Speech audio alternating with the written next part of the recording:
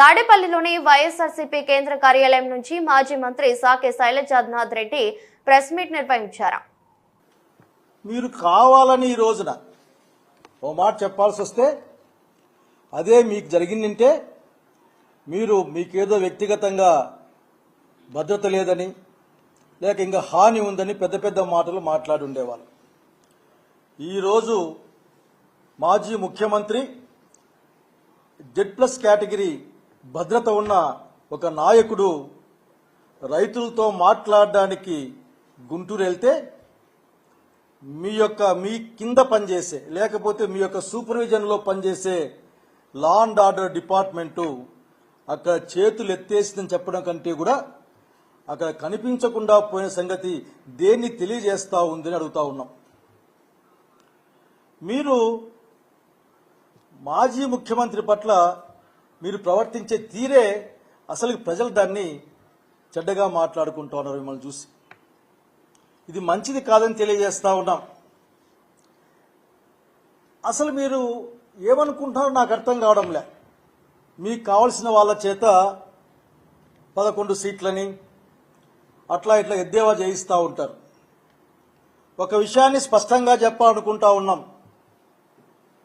ఈ రాష్ట్రంలో జగన్మోహన్ రెడ్డిని మించిన బలమైన రాజకీయ నాయకుడు వేరెవరూ లేరు. దాదాపు 40% ఓట్లు కలిగిన పార్టీ ఇది. మీరు కూటమి పేరు మీద మీరు సేన వాళ్ళు అర్థ బీజేపీ వద్ద కలిస్తే కూడా వచ్చిన ఓట్లు తప్పనిస్తే సింగిల్ లార్జెస్ట్ అంటే స్ట్రాంగెస్ట్ పార్టీ ఉంటుంది వైఎస్ఆర్సీపీ రాష్ట్రంలో. నాయకుడు జగన్మోహన్ రెడ్డి గారు దాన్ని మీరు గుర్తించినా నిరాకరించినా సరే అక్కడికి హాజరైన అశేష జనవాహిని తెలియజేస్తుంది జగన్మోహన్ రెడ్డి గారి పట్ల ఆంధ్ర రాష్ట్ర ప్రజానీకానికి ఉన్న నమ్మకం ఏంది, భరోసా ఏందన్న విషయం పట్ల. నేను పోలీసు వాళ్ళని కూడా అడుగుతా ఉన్నాను. ఈ మధ్య అర్థం కావడం లేదు మాలాంటి వాళ్లకు. వ్యవస్థలు రాష్ట్రాల్లో పనిచేస్తాయి, వ్యవస్థలు పార్టీల కోసం పనిచేయం. వ్యవస్థలు పార్టీల కోసం పనిచేయాల్సి వస్తే అప్పుడు యూపీఎస్సీలో పెట్టుకోవాలి ఎగ్జామ్. తెలుగుదేశం పార్టీకి వీళ్ళు ఎస్పీలు వీళ్ళు ఐఏఎస్లని, అట్లా ఇంకొక పార్టీకి వీళ్ళు ఎస్పీలు ఐఏఎస్లని యూపీఎస్లో ఆ కాలం పెట్టి చేయించుకోవాలి. మీరు దయచేసి ఇప్పటికైనా మారమని కోరుతా ఉన్నాం.